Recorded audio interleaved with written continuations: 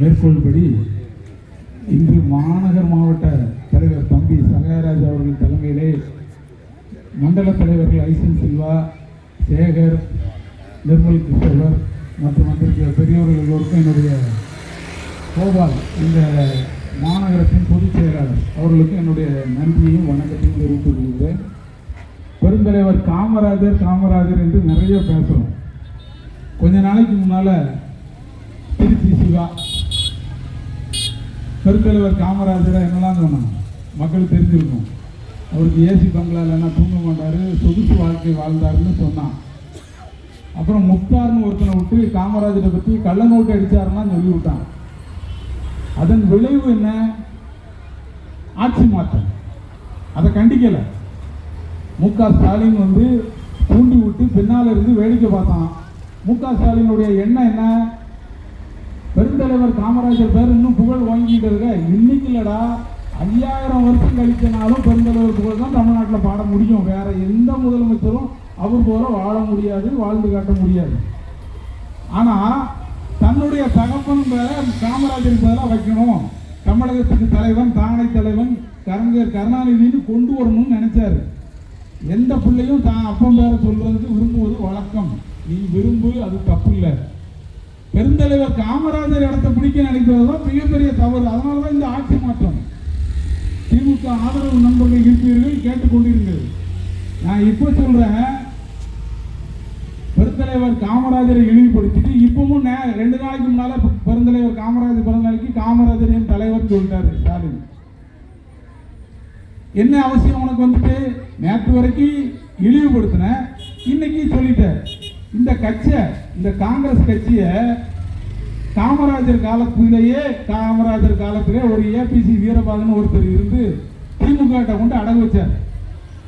அந்த அடகை மீட்க முடியாம கடந்தாங்க. சிதம்பரமா இருக்கட்டும், செல்வபிரதையா இருக்கட்டும், அன்னைக்கு இப்போ மாணிக்க தாகூர், ராகுல் காந்தியும் மாணிக்க தாகூரும் போராடி தான் இப்போ மீண்டிருக்காங்க. இந்த அடகுலேருந்து மீண்ட பிறகு இந்த கட்சி தன்னெழுச்சி பெறுது. ஏன்னா காமராஜருக்கு எதிரி கருணாநிதி கட்சி. கருணாநிதி கட்சிக்கிட்ட இந்த காங்கிரஸ் கூட்டணி வச்சனால காங்கிரஸ் தீவிர ஆதரவாளர்கள், அதுவும் கக்கனுடைய ஆதரவாளர்கள், பெருந்தலைவர் காமராஜர் ஆதரவாளர்கள், லூர்தம்மாள் செய்வன் ஆதரவாளர், ராமையா தேவருடைய ஆதரவாளர், இவங்க எல்லாம் என்ன பண்ணிட்டாங்க? இவன் திமுக கிட்ட போய் கூட்டணி வச்சுனா இந்த கட்சியில் நம்ம இருக்கக்கூடாது, நம்ம அதை விட அதிமுக போயிடுவோம் அப்படின்னு நிறைய பேர் போயிட்டாங்க. இன்னைக்கு அதிமுகவுடைய ஓட்டு வங்கியில ஒரு 25% பெருந்தலைவர் காமராஜருடைய தொண்டர்களுடைய ஓட்டு வங்கி.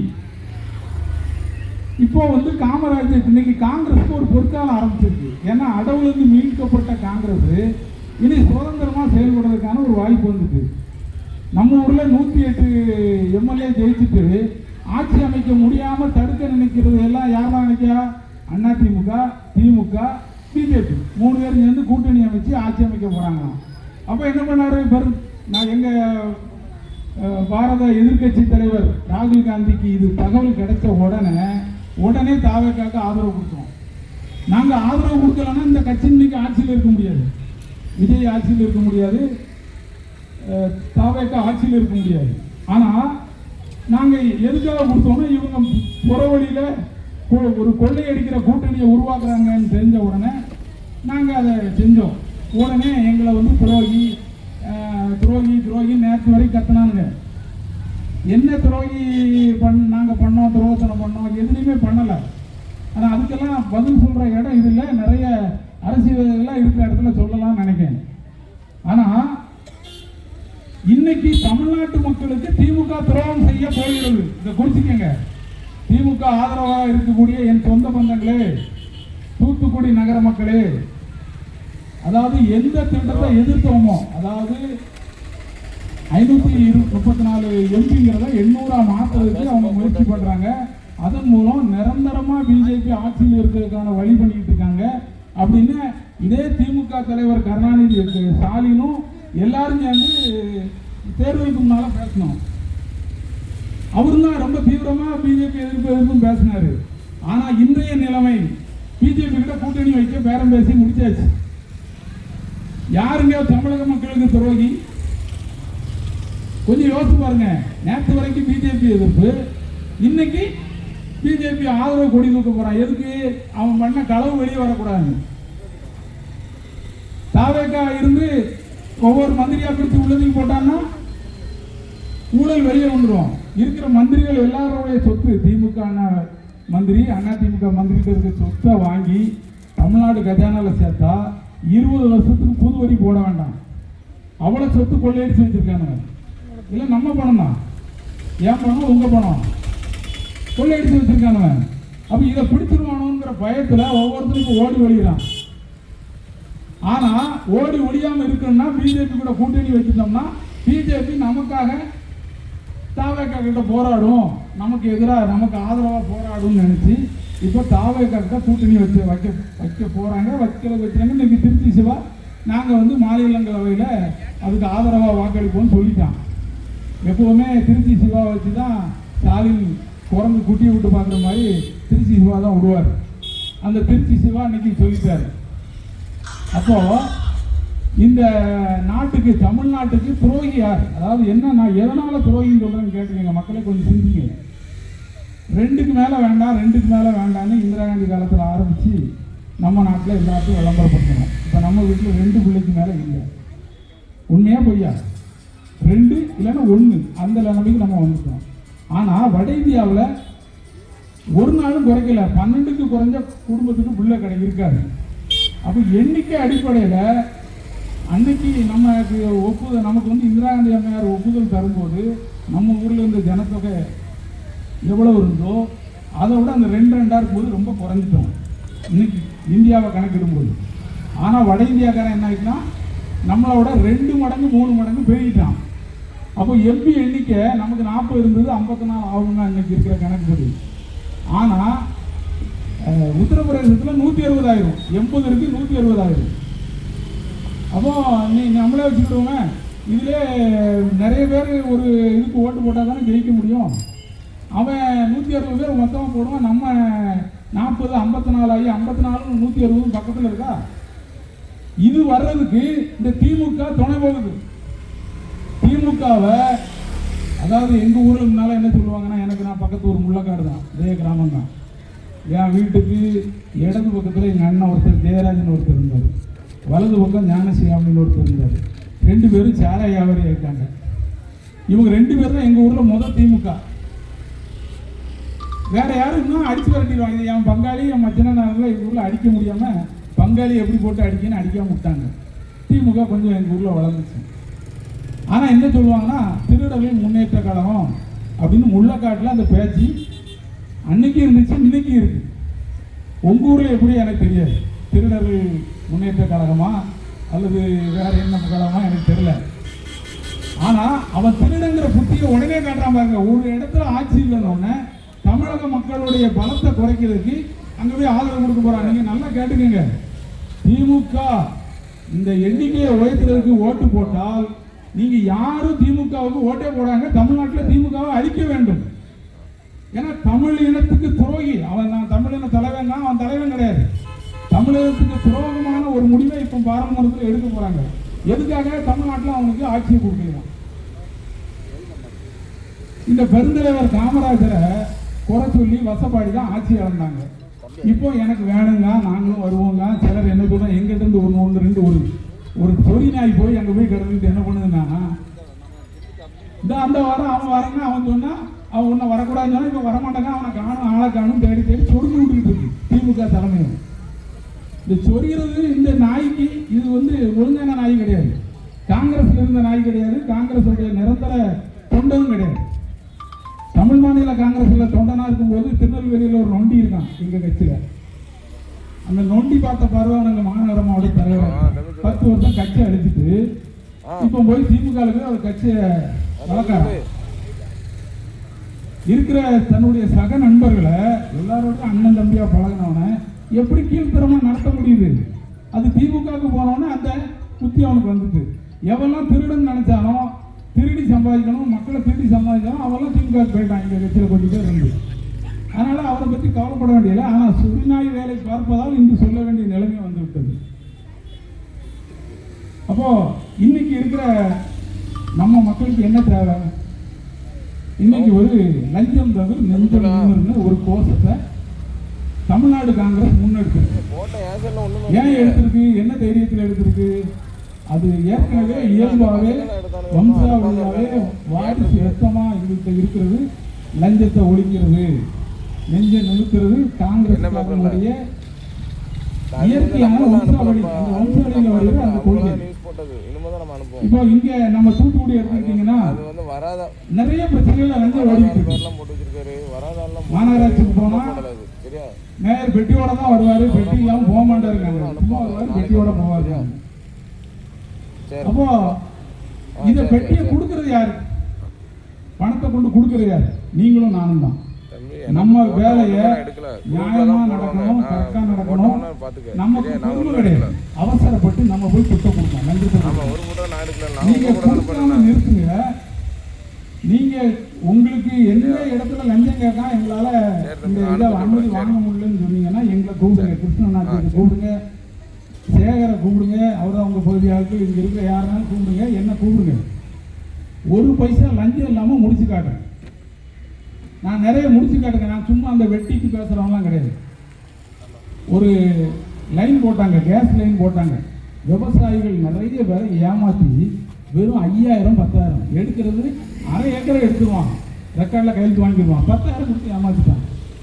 அப்போ நான் எனக்கு அந்த சம்பவம் கேள்விப்பட்டு அந்த ஆஸ்கர்னு ஒரு திமுக காரன் தான், திமுகவுடைய யூனியன் துணைத் தலைவர் இருக்கும், போய் போராட்டத்துக்கு இறங்கினேன். 3 நாள் போராட்டத்துக்கு போனேன். 3ஆவது நாள் 10,000 கொடுத்தவனுக்கு 5 லட்சம், 8 லட்சம், 10 லட்சம், கிட்டத்தட்ட 136 பேர் கூட்டாம்புலி, கொலையங்கரிசல், முள்ளக்காடு பகுதியில் உள்ள விவசாயிகளுக்கு கொடுத்துட்டான். வெளியே தெரியாமல் கொடுத்துட்டான். ஏன்னா நான் வச்ச கோரிக்கை அப்படி, நான் கேட்ட கேள்வி எப்படி அந்த கம்பெனியை, இந்த கேள்வியோட வெளியே தெரியாமல் கொடுத்துட்டான். நான் இந்த 136 பேரில் ஒருத்தங்கிட்ட ஒரு காபி கூட வாங்கிட்டு குடிக்கல. இந்த 136 பேரும் இங்கே போய் கேளுங்க, உங்கள் சொந்த பந்தங்க அந்த ஊரில் இருப்பாங்க, கேட்டிங்கன்னா சொல்லுவான். ஒருத்தர் வந்தார், போராடினாரு, எங்களுக்கு சுற்றி நிறைய வாங்கி தந்தார். அதுதான் தெரியும். யார் வாங்கி தந்தாருன்னு கூட நான் விளம்பரப்படுத்தலை. அந்த விளம்பரம் எனக்கு தேவையில்லை. காமராஜ் அப்படி எங்கேயும் விளம்பரப்படுத்தலை. அதனால் நானும் அதை விளம்பரப்படுத்த விரும்பவில்லை. அப்படி அதுக்கப்புறம் ஒரு ரோடு ஒன்றும் வேண்டாம். இப்போ கொஞ்சம் நாளைக்கு முன்னாடி அங்கே கட்சிக்காரங்களும் சேர்ந்து ஒரு போராட்டம், ஒரு மனு கொடுக்க போனோம். அன்றைக்கி நானும் அவங்களோட சேர்ந்து ஒரு மனு கொடுத்தேன். 12 மணிக்கு கொடுத்தோம். ஒரு பணக்காரன் ஒரு பொதுமக்கள் போடுற தார் ரோடை தோண்டி வச்சுட்டான், மறுத்துட்டான். 12 மணிக்கு மனு கொடுத்தோம். அடுத்த நாள் காலைல 11 மணிக்கு மூடி எல்லாம் சரி பண்ணி எனக்கு லெட்டர் அனுப்பிட்டாங்க. இனிமேல் அந்த ரோட்டில் எந்த பிரச்சனையும் வராது, அதுக்கு நாங்கள் பொறுப்புன்னு மாநகராட்சி அதிகாரிகள் விட்டு அனுப்பிட்டாங்க. அப்படி 10 பைசா லஞ்சம் இல்லாமல் வேலை செய்ய காங்கிரஸ்காரங்க ரெடியாக இருக்கும்.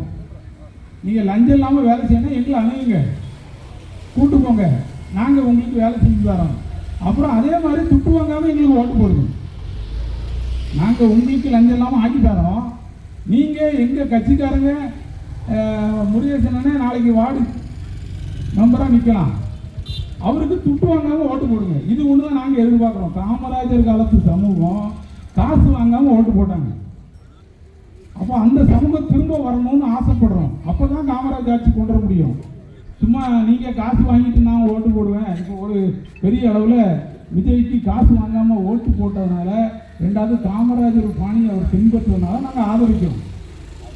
மக்களும் அதே பின்பற்றி காசு வாங்காமல் நாங்கள் காங்கிரஸ்காரனுக்கோ தாவக்காரனுக்கோ நல்லது செய்கிறவனுக்கு ஓட்டு போடுவோம். நீங்கள் முடிவெடுத்தா நீங்கள் லஞ்சம் கொடுக்காதங்க, லஞ்சம் கொடுக்காமல் இருக்கிறதுக்கு நாங்கள் உங்களுக்கு துணையாக இருக்கோம்.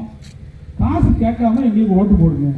அப்போ நாங்கள் வரும்போது உங்களுக்கு நியாயம் நீதி காமராஜ் ஆட்சி அப்போ தான் கொண்டு வர முடியும். மக்கள் திருந்தாமல் நாங்கள் காசு வந்தால் தான் ஓட்டு போடுவோம், காசு வந்தால் தான் இருப்போம், காசு இல்லைன்னா ஓட்டு போடணும்னு வீட்டுக்குள்ளே இருப்பேன்னு இருந்தீங்கன்னா காமராஜ் ஆட்சி கொண்டு வர முடியாது. அப்போது மாற்றம் எங்கெல்லாம் ஆரம்பிக்கணும்? மக்கள்கிட்ட மாற்றம் வரணும், அதிகாரிகள்கிட்ட மாற்றம் வரணும், அரசியல்வாதிகிட்ட மாற்றம் வரணும். இன்னைக்கு லஞ்சம் நெஞ்சம் நிமிர்ங்கிற ஸ்லோகனை சொல்றதுக்கே நிறைய காங்கிரஸ்லேயே நிறைய பேருக்கு சொல்ல பயம் இருக்கு. எனக்கு தெரியும், சொல்ல மாட்டான், பேச வர மாட்டான். ஏன்னா இது உள்ள குத்தும். நம்ம தப்பு பண்ணிட்டு இந்த வார்த்தையை பேச முடியாது. ஆனா பொதுமக்களாகிய உங்களுக்கு எல்லாருக்கும் நாங்கள் ஒரு வாக்குறுதி தரோம். நீங்கள் யாரை அணுகினாலும் சரி, கிருஷ்ணன் அணுகினாலும் சரி, சேகர் அணுகினாலும் சரி, ஐசன் செல்வா அணுகினாலும் சரி, எங்கள் மாவட்ட தலைவருக்கு அணுகினாலும் சரி, நாங்கள் சேர்ந்து லஞ்சம் இல்லாமல் உங்கள் வீட்டு தீர்வை போடணுமா, உங்களுக்கு வந்து பட்டா மாற்றணுமா, ரேஷன் கார்டில் இது மாற்றணுமா, என்ன வேணாலும் கொண்டாங்க, பிரச்சனையை கொண்டாங்க, நாங்கள் உங்களுக்கு தீர்த்து தருகிறோம். அதை தீர்த்து தந்தால் தானே நீங்கள் நம்புவீங்களே. நாங்கள் அதை செய்கிறோம், நீங்கள் அதுக்கு அடுத்தபட்டமாக உங்கள் மனதை மாற்றுங்க, சுட்டு வாங்காமல் ஓட்டு போடுங்க. அப்புறம் பெருந்தலைவர் காமராஜர் புகழை பற்றி நிறைய சொல்லலாம். ஏன்னா இன்னைக்கு எல்லாரும் படிச்சிருக்கோம்னா, அன்னைக்கு தமிழ் வழி கல்வியை இலவசமாக கொடுத்தாரு. ஆனால் இந்த கழகங்கள் என்ன பண்ணிட்டான், மக்கள் மனசில் ஒரு மாயை உற்பத்தி பண்ணிட்டான். இங்கிலீஷ் மீடியம் பள்ளிக்கூடத்தில் படித்தாதான் பிள்ளை நல்லா வரும், பிள்ளை பெரிய ஆளாகும். உண்மையாமா? அதுக்கு எவ்வளோ உங்கள் சொத்தெல்லாம் விட்டு ப்ரைவேட் பள்ளிக்கூடத்துக்கு சேர்த்தீங்க. தமிழ் வழி கல்வியை மூடுறதுக்கு வழி பண்ணிட்டான் இந்த திமுக அண்ணா திமுக. தமிழ்நாட்டில் இன்னும் கொஞ்ச நாள் இதே நிலைமை நீங்கள் நீடித்து எல்லாரும் நாங்கள் இங்கிலீஷ் பள்ளிக்கூடத்தில் படிக்க வைப்போம், அல்லது உலக அளவில் 9 மொழி பள்ளிக்கூடத்தில் படிக்க வைப்போம், 10 மொழி பள்ளிக்கூடத்தில் படிப்போம்னு போனால் தமிழ்நாட்டில் தமிழ் படிக்க ஆள் இருக்காது. இது வந்து காமராஜர் எல்லாருக்கும் ஒரே கல்வியை கொடுத்தார், ஒரே சீரோட ஒரே கல்வியை அவர் கொடுத்தார். எல்லாரும் நம்ம எல்லாரும் ஒன்று, நீ எந்த ஜாதியாக இருந்தாலும் நம்ம எல்லாரும் ஒன்றுங்கிறது வகுப்பறையில் அன்னைக்கு உருவாக்கப்பட்டுச்சு. ஆனால் இன்னைக்கு பிரைவேட் கல்வி ஆட்சி, இந்த திமுக அண்ணா திமுக செஞ்ச வேலை பிரைவேட் கல்வி ஆட்சி நம்ம எல்லார் கையில் இருக்க துட்டை காலி பண்ணிட்டான். அப்புறம் இந்த காலி பண்ணுறது காணான்னு இப்போ நீட்டு கொண்டு வந்திருக்கான் பிஜேபிக்காரன். இந்த நீட்டை வந்து இன்னைக்கு ஒன்று எடுத்துக்காட்டுன்னு சொல்கிறேன். என் குடும்பத்தில் என் சொந்த பந்தம் 5 பேர் டாக்டர். நம்ம இன்னைக்கு இருக்கிற பெரியாஸ்பத்திரியில் 3 பேர் இருக்காங்க, 5 பேர் டாக்டர். ஆனால் வாரிசுன்னு எடுத்துக்கிட்டால் அதுக்கு அடுத்த தலைமுறை என்னுடைய மச்சான் மாப்பிள்ளை அக்கா இவங்க 5 பேர். ஆனால் வாரிசுன்னு எடுக்க ஒரே ஒரு ஆள் தான் வரான். என்ன காரணம்? நீட்டை நம்ம பிள்ளைகள் தாண்ட முடியல. ஆனால் தூத்துக்குடி மாநகரத்துடைய மெடிக்கல் காலேஜில் பாதிக்கு மேலே வெளியூர்காரன் இருக்கான். இப்போ நாளைக்கு உங்களுக்கு இன்னொரு 2-3 வருஷத்தில் அந்த ஆஸ்பத்திரியில் போனால் சின்ன பையங்க உட்காந்து சொல்லுவாங்க இல்லையா, அது ஹிந்திக்காரன் இருப்பான் அல்லது மலையாளி இருப்பான், யாரோ இருப்பான், வெளிநாட்டுக்காரங்க இருப்பான். அவங்ககிட்ட எனக்கு தலைவலிக்குன்னு சொன்னால் அவனுக்கு புரியுமா? புரியாது. அப்போ அந்த நீட்டை ஒழிக்கணுமா இல்லையா? இந்த நீட்டால் தான் அந்த விளைவு வருது. இன்னும் கொஞ்ச நாள் கழிச்சு நீங்கள் போய் தமிழில் சொல்லுவீங்க, அவன் காது கொடுத்து கேட்காம என்னத்தையோ பண்ணிட்டு இருப்பான். அப்படிப்பட்ட டாக்டர்கள் வந்து உங்கள் ஆஸ்பத்திரிகளில் வருவாங்க, அதுவும் அரசு ஆஸ்பத்திரியில் வருவாங்க. அதுக்கப்புறம் என்ன ஆகும்? தெருவில் ஆஸ்பத்திரி வைக்கிறதே யார் வைப்பா? வடநாட்டுக்காரன் வந்து வைப்பான். நம்மளை ஈவி இறக்கமெல்லாம் பிடிக்கிட்டுமா. இதுக்கு இந்த மத்திய பிஜேபி அரசு செஞ்சுட்டு இருக்கு. அப்போ இந்த நீட்டை எடுக்கணும் அப்படின்னு சொன்னால் மக்கள் வர்றதே இல்லை. ஏன் பிள்ளையா நீட்டு படிக்கு, எனக்கு என்ன பிரச்சனை அப்படின்னு நீங்கள் எல்லாம். நம்ம தமிழனுடைய இயற்கையான குணம் தனக்கு வந்தாதான் ஐயோ முக்குத்துதே குறைதான் போகும். நமக்கு ஒன்றும் இல்லை, பக்கத்து வீட்டுக்காரங்க போகட்டும், அவன் இந்த பெருசாக படிக்க வச்சான், அவனுக்கு கிடைக்காம போதா சிரிப்போம். இது உண்மைதானமா? நான் பொய் சொல்லனா? இது இயற்கை, தமிழனுடைய இயற்கையான குணம். ஆனால் இதில் வழியில் தமிழனை அழிக்கிற வேலை நமக்கு வந்து நம்ம பிள்ளைகள் வந்து நமக்கு ஊசி போட வராது. மருத்துவம் நம்ம ஆள்கிட்ட நம்ம